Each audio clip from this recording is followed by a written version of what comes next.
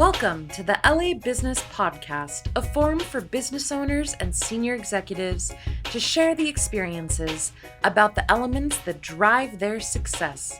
Your host is Robert Brill, CEO of Brill Media.co, an Inc. 500 company delivering the power of hyperlocal advertising. Robert writes for Forbes, Inc., and ad trade publications.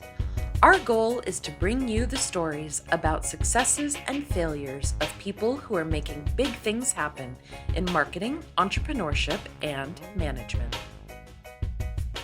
Hey everyone, welcome to another episode of the LA Business Podcast. Today we are talking to Trent Dyrsmid, who is the founder of Flowster.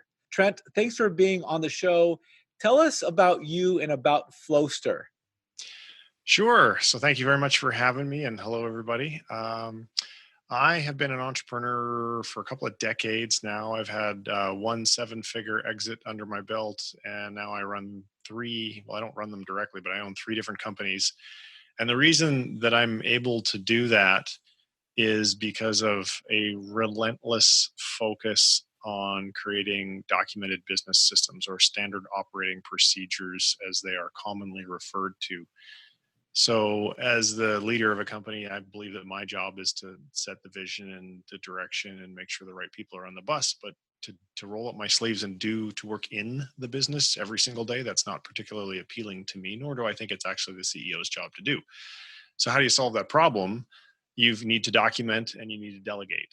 So, the Inc. 5000 picture that you see there, we got onto the Inc. 5000 in spot number 254 this year, largely because of our e-commerce division. It's one of the three companies that are in the that are under the holding company that ranked.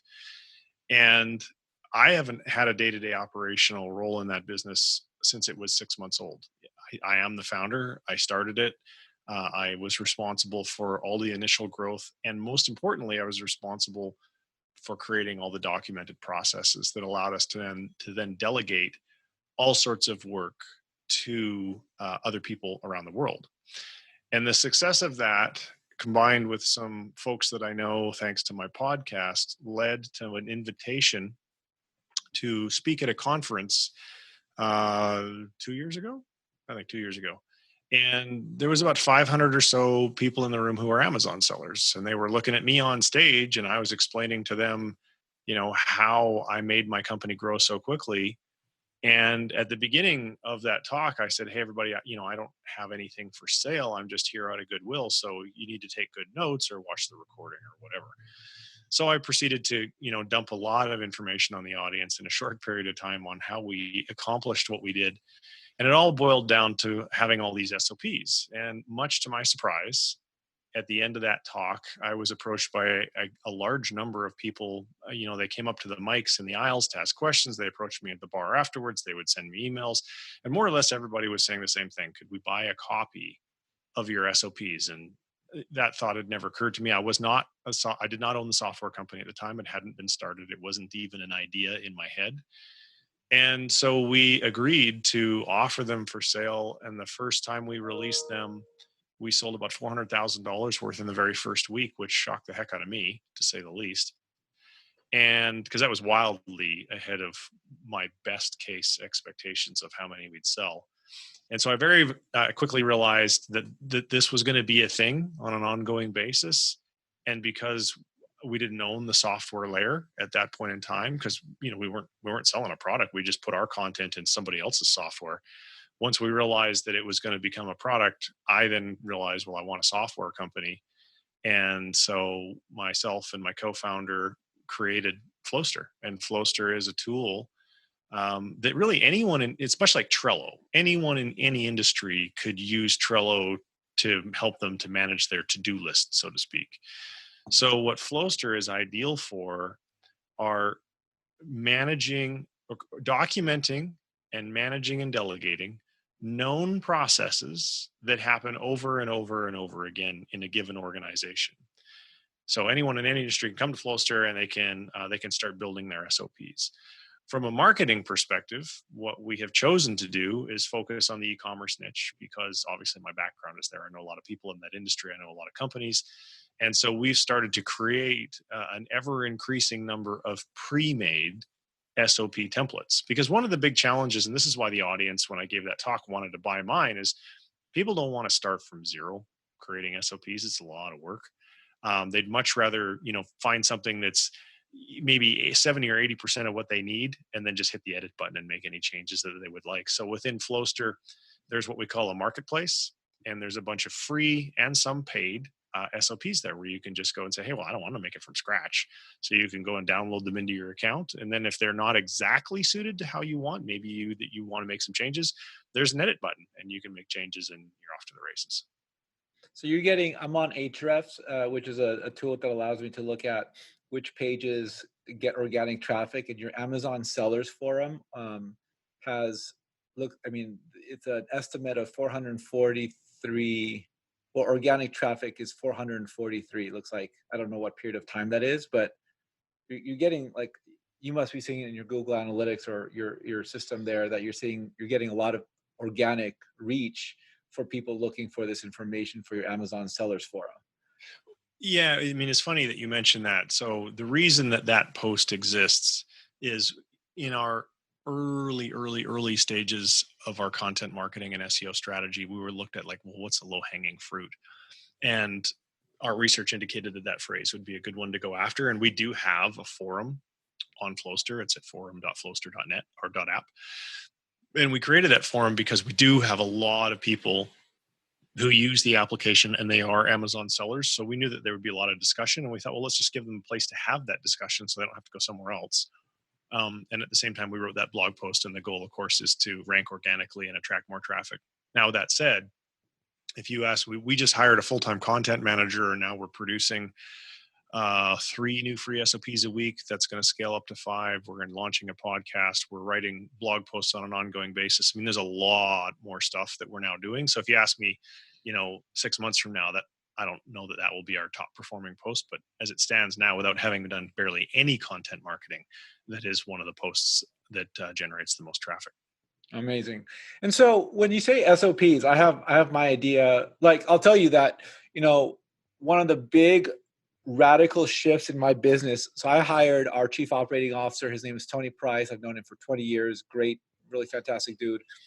And we sit down in Vegas, and he was like, tell me every single step of the process. Because up until that point, the challenge we were facing was the process for running a campaign lived in my head. And I was like, why isn't the team doing exactly what I need them to do? It's because I didn't document every single step of the way. So now our version of a standard operating procedure lives in SharePoint in a series of pages that goes from step 1 to like step 10 or whatever it is. So what exactly, like when the Amazon sellers came up to you and you sold them your SOPs, what exactly were they getting? So they're getting a collection of I don't know the exact number anymore. I think it's 75 or 80 different SOPs for every aspect of running an Amazon, a business that sells on Amazon. So we have for example, a folder called product sourcing. So if you use the same model we do, which is called the wholesale model, there's a lot of things that you need to do to source products. And as the owner of the business, there's no way you should be doing all that stuff yourself. A lot of it is easily delegated to a virtual assistant who will work for $3 or $4 an hour because they're based in the Philippines, and that's a fair wage over there. So there are the detailed checklists. So that's basically what an SOP is. It's a checklist. But here's the thing, and we have that. So in the Amazon SOPs, there's ones for product listing optimization, pay-per-click marketing campaigns, shipping, receiving, reconciliation, Amazon account health, purchasing products, handling returns, handling customers. I mean, like everything that you do to run an Amazon business on a day-to-day basis is basically what? A known, repeatable procedure. So we've documented all of them. So the magic of Flowster is a couple of things. Think about this. So I'm the boss, and let's say that I've got, I don't know how many VAs we have right now because my wife runs that division, but I don't know, maybe it's a half a dozen. So at any point in time, and then we have employees as well. So at any point in time, we have all these workflows running. somebody do this and do this and do this and do this, and yours is due Wednesday and yours is due Friday and yours is due 2 weeks from now and whatever. There's all this stuff happening. Well, you need a way as the manager, when you assign a task or a workflow, as we call it, to someone, you need an accountability system. You need to know that it's got a due date, and you and or them are going to get alerted when that due date is approaching, on the day of the due date, and also when the due date's passed. Because if you don't have that ability to manage all of these workflows, well, what happens? Well, the wheels fall off the bus, because the more people you have and the more workflows you have, you can't remember it all. And if you have people missing deadlines, that's a pretty big deal.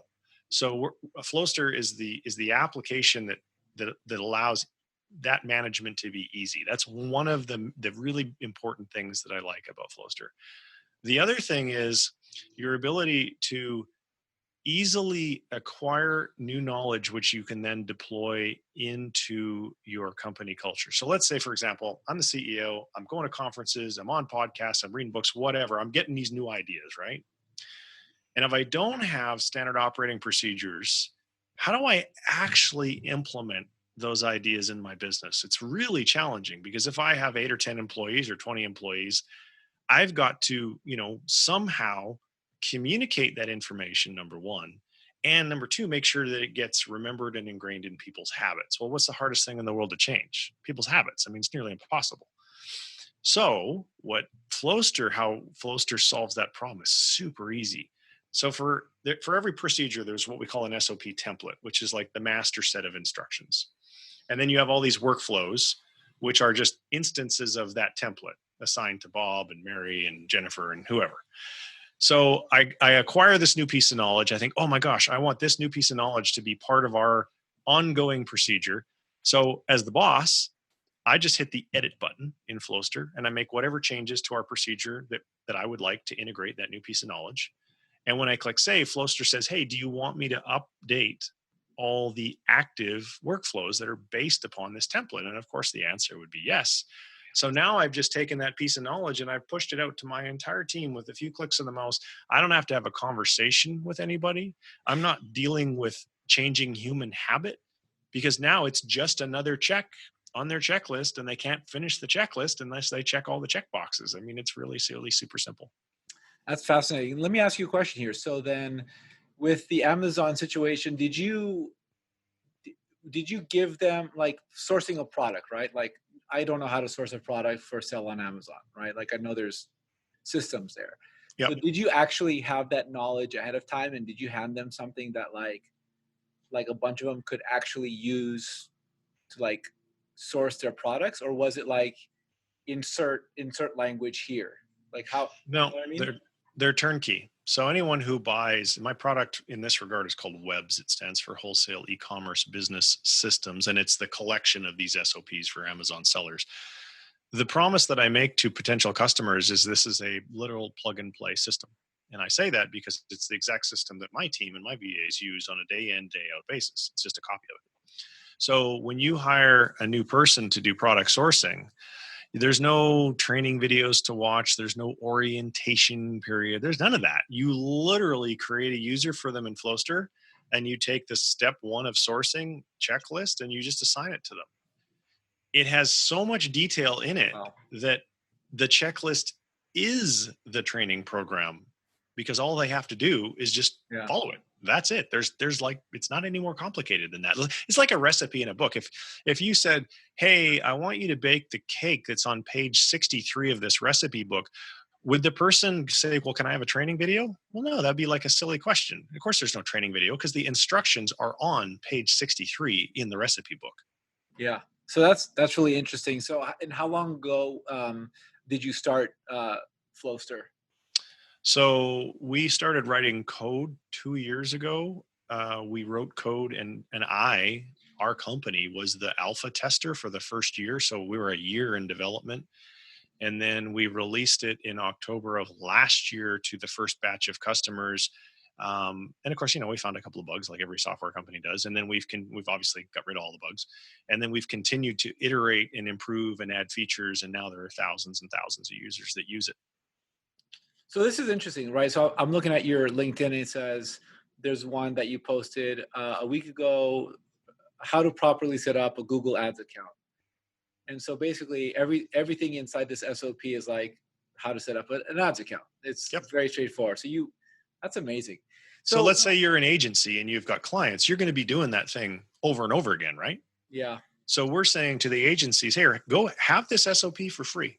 We built it, you use it. Just sign up for Flow. And in Flowster's, for the first 5 SOPs, Flowster's also free. So people can take it for a test drive for nothing. Now, when they get to 6 SOPs, yeah, they got to start paying a whopping $15 a month, but that's not terribly expensive. Sure, absolutely. And so how have you scaled this business? Is it literally like this applies to so many different businesses, I just got to get in front of the right types of businesses? Like, what are the secrets there? Yeah. So honestly, thanks to my business. So we've talked about, I have this business that sells on Amazon. That's company number 1. Flowster's company number 2. What's the third one? The third one is my Bright Ideas podcast. And there I have a fairly sizable audience. I've been podcasting for, excuse me, for a long time. And so I have, plenty of people on my email list and follow me on social and in my Facebook groups and whatever. And so for the last year, we've really used Bright Ideas as a lead generator for Flowster. And it's grown on the back of the existing success of Bright Ideas, as well as some affiliate relationships. Well, now what we're doing to scale is, as I mentioned to you, content marketing. We just hired a full-time content marketing manager, and her job is to work with a team of contract writers to literally pump out as much content, relevant, high quality content as we can, as quickly as we can, so that the organic traffic to the site continues to increase. And as you might guess, leads, trial users and so forth are all just the byproduct of sending quality traffic to the site. And that's what the content will do. We have lots of other ideas that we are executing on at the same time, but the biggest one is just content marketing and SEO. So can we drill into that a little bit? Because that's really interesting. We're on a big push right now for marketing, and I've been manning the guns, or whatever you call it, like posting in Reddit and Quora and Twitter and doing all that stuff. So let me ask you a question here, right? So the person who's running your content marketing, is this person in the United States, or are they international? No, US employee with 10 years of content marketing experience. Got it. And so then that person is working with writers. Are the writers international, or are they in the US? Nope. US based. Got it. And so how do you, I think the biggest challenge I've found with content marketing in the past is it's hard for our business. It's hard to get people who are experts about our business to write about our business, because if they're experts about our business, they work at an agency or whatever, right? Like, how do you find someone who's good at writing about the stuff you need them to write about? Or does it become a little easier because you're servicing a functional thing, not an industry? I don't know. It's a good question, and the magic is in the process. So let me give you an example. That's a surprise. Yeah, what a surprise, right? So you went to college, yeah? Yeah. Okay, so you probably had to write a couple of papers during your years in college? I'm sure I did. Yeah, were you an expert on every single topic that you wrote about? Inherently, no. No. So you had to go research and do enough research to come up with an outline and ultimately write your paper, and you passed or failed as a result of that. Do you think that in hindsight, if you looked at the formula that you followed to write your most successful papers, there was kind of a repeatable process there? Yeah, I'm sure there was. Correct. So, working with writers is no different. What you need to do is break things down into clear and repeatable processes. So we have a very long SOP for publishing a blog post. I'm actually going to pull it up on my screen right now so I can look at it and talk at the same time. So in our case, okay, so right now there's 43 steps in our SOP for publishing a blog post. That's amazing. And that doesn't include the keyword research. That's a whole separate SOP, which has another 40 or 50 odd steps in it. So there's a step called topic brainstorming. Then there's a step called perform primary keyword research, which references another SOP that has all the instructions for keyword research. Then there's a step called find relevant keywords and subtopics, and then assess content gap, and then come up with a title, come up with an outline. So key thing number 1, before you ever ask a writer to write anything, you've already got an outline. Because coming up with the outline is the strategic part of creating a post. Keyword research and the outline, that's like, what tree should I chop down? Right. Because that's the strategy. So we don't rely on the writer to do that part. We're going to take it that far, and our content manager would be responsible for those steps. Then there's the actual writing, and then we use a tool called ClearScope, which is a fairly expensive tool. It's $350 a month, but it's a really awesome tool because it makes it kind of like paint by numbers. And again, all of this is explained in excruciating detail in the SOP. So, you got your title, which is largely based upon your keyword. You've got your subheadings, which kind of makes sense from an overview perspective. Well, then now I've just got to fill in all the blanks, which is going to be just a whole bunch of words. So those words, the writer would obviously, like you did in school, they're going to go do some research. Ideally, yeah, you'd like to have a writer who's got experience in a particular niche. And over time, you'll find writers that have, and that will make this easier. But let's assume the writer knew absolutely nothing about the niche. If they are a good writer, that means they're also a good researcher.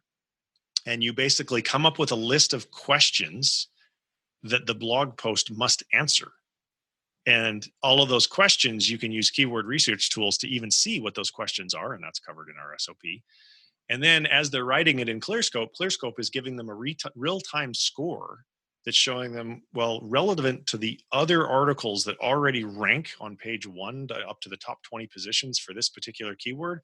The average word count is this, and all of the keywords that are used frequently are all of these. And so as the writer's writing, it's giving you a score, and it's showing you what keywords you need to use and how many times you need to use them.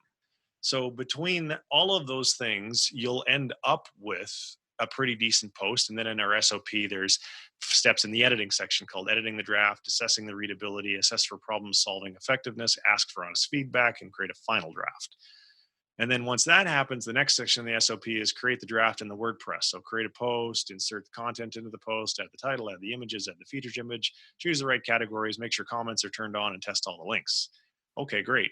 Now, on-page SEO, make sure you create a permalink that has the right slug in it. Make sure you've got the title and meta description done properly. And make sure you've got any relevant internal and external links. In other words, what should we be linking to? Because from on-page SEO, you need to be linking both internally and externally. Then there's our final review, then there's publishing, and it gets shared on social and embedded here and done there and all this other stuff. And then we also have yet another SOP for external link building. So, okay, so I signed up to Flowster while we've been talking, and there's one called Improve Your Site's On-Page SEO. That's probably something different. Do you have an SOP? The SOP that you just went into detail on, is that in one of these? Yeah, it is. It's one of the premium ones. So in the marketplace, there is a package called if you run a search for Blogger Content Production Pack for $199. If you click on that one, Wow.